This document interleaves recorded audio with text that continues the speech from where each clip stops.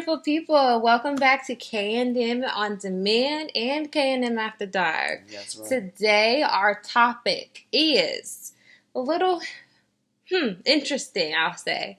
So, he has no idea what it is, but the topic is, can the relationship succeed if she's bad at the sex? Or if he's bad at the sex? Okay, so can a relationship succeed if sex is bad? Yes. Okay, we're assuming it's a marriage, correct? Yes. Okay, the answer is no. The relationship will not succeed if there is terrible sex. Okay. Unless are they able to use sex toys? Sex is sex. You can do whatever you want. Well, no. We need to just differentiate. If this person's not using sex toys, the relationship will not succeed. But you can use that to enhance it if it's already bad by itself. Right, but I think if the sex is... We're just going to go ahead and say no. We're just going to say no. You're just going to say no. No. The relationship will not succeed. So, divorce. Because of some sex. Yeah. It's just a deal breaker for you. Yeah. I want a divorce. If the sex is bad, the relationship can't succeed because you're not... A large part of what makes a marriage whole, finances, sex, intimacy, family, right? It's a lot of what the relationship is. It's a friendship anyway. Right. I feel like if you're not allowed to have sex with anybody else, and that is something that all human beings need, but the sex is terrible, on top of you not having sex with anybody else, you will eventually be very unsatisfied. I think that overall, human beings are designed for interaction, but we need to be intimate with somebody. Someone somewhere needs to be making us feel loved in a way that we cannot get from somewhere else. It makes them unique. Right. I feel like because the sex is terrible, it will impede the way that I view you and may enhance the way I see someone else. And if that happens, I don't think long term that's good for a successful marriage or relationship. So, why get married in the first place if the sex was never good? Well, I think that the only way that happens is if you either were not having sex. I don't know too many people that would say the sex is terrible and I'm still going to marry you. Mm-hmm. I just don't think that's going to happen. Right. So if you went to the point of getting married to her, knowing how the sex was, why even get married? Why maybe perhaps have kids just to get a divorce because the sex isn't there and your eyes are starting to look in other places?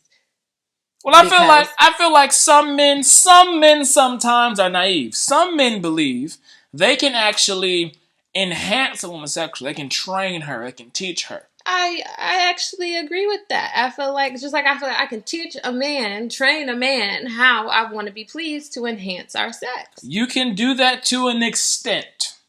If the sex is bad due to technique or things of that nature, that is a trainable offense. That's one thing. Mm-hmm. If the sex is bad based on physical ability, that's a whole different thing.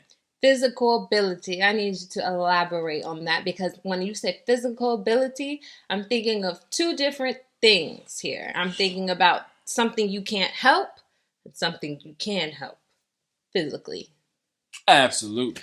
So what I'm saying is, let's say, for the woman's standpoint, we're having sex and mentally she's just not a very sexual person.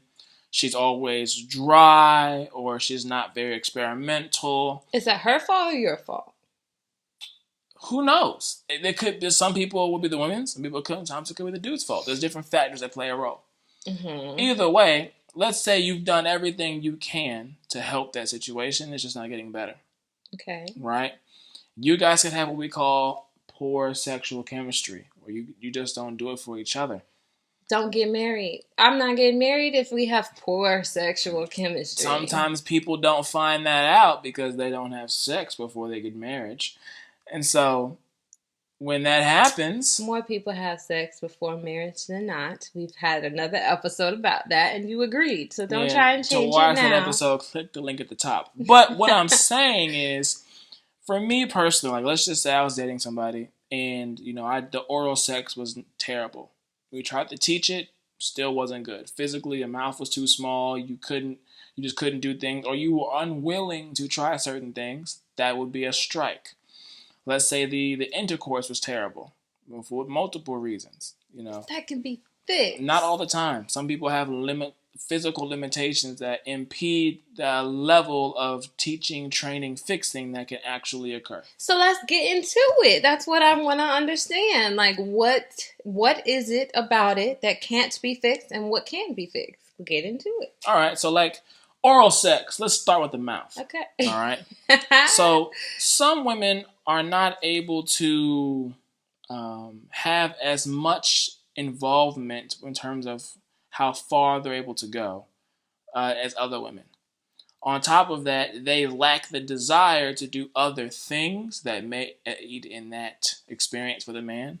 In between the lack of ability to do one thing and the lack of the desire to do another, or the lack of the willingness, that can create a negative experience with the guy. Okay. You have other people, let's say for intercourse sake, where it may be painful for them. So they're not willing to open up or try certain things in fear of the unpleasure that they may feel. Can I stop you there? If it is painful during intercourse, I feel like there's two things there. One, she could possibly have a sickness. There's a sickness for that, like where pain, you get pain during intercourse. That's something that it's just health related.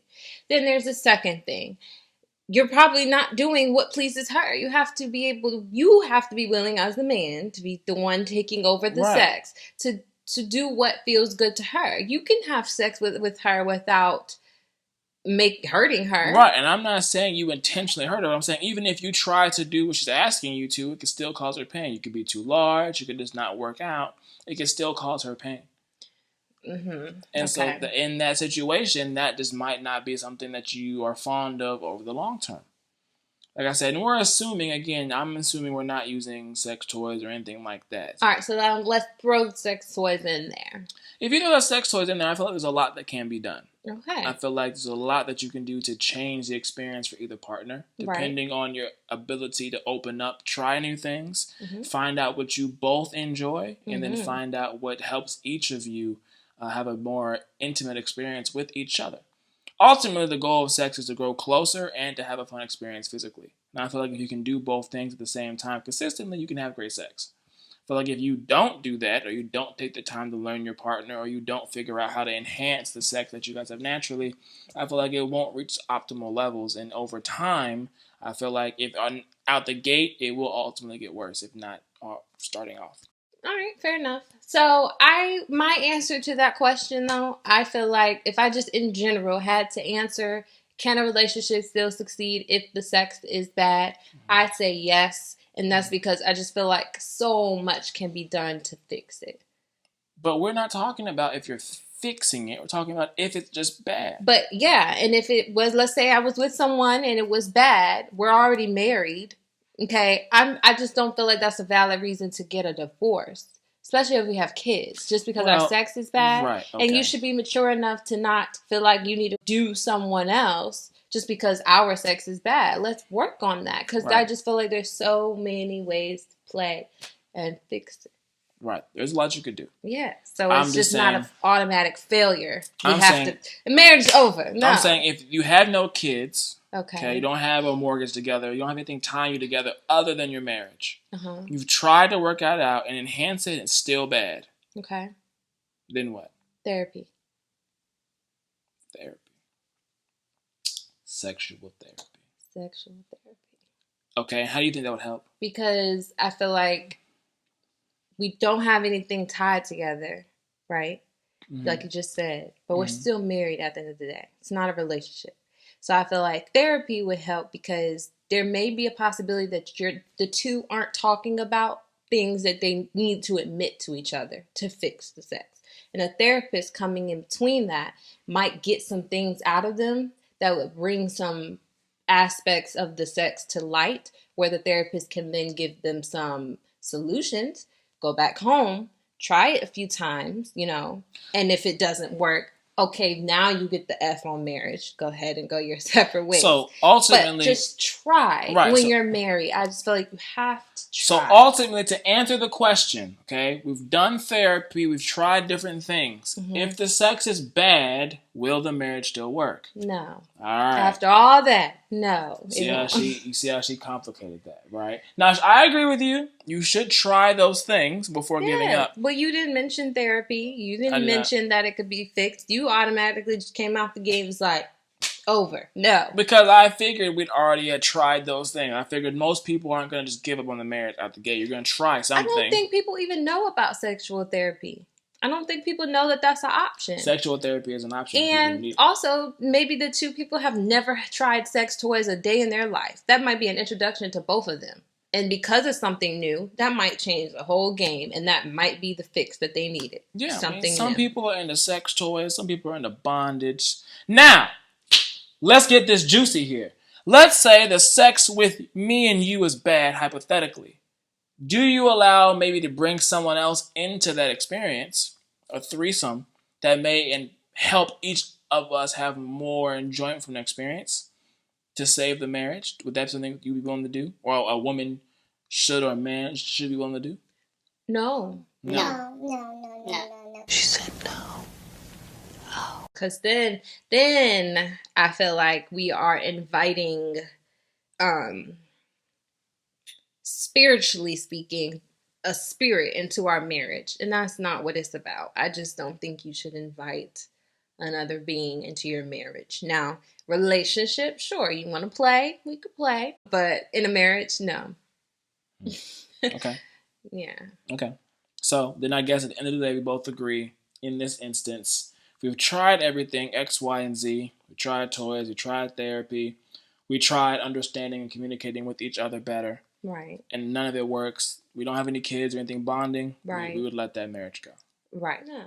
Yeah. So let us know what you think, guys. Do you think a relationship can succeed if the sex is not optimal? It's terrible. We'd love to hear from you. What do you think about this topic? It's actually a very popular topic amongst couples right now because people don't realize the number one reason marriages fail is finances. Mm-hmm. The number two reason is sex. So let us know what you think. Like, comment, and subscribe. Thank you for another episode of K&M After Dark and K&M On Demand. I'll see you guys later. Goodbye, beautiful people. Bye, guys.